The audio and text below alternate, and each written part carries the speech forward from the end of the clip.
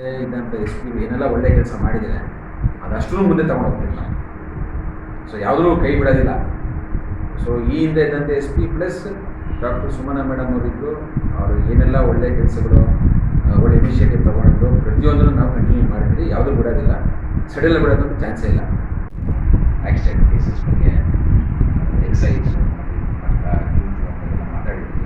Excise ನಾವು exercise department ಒಟ್ಟಿಗೆ ನಾವು ಒಂದು ಸಮನ್ವಯ ಸಾಧಿಸಬೇಕಾಗುತ್ತೆ.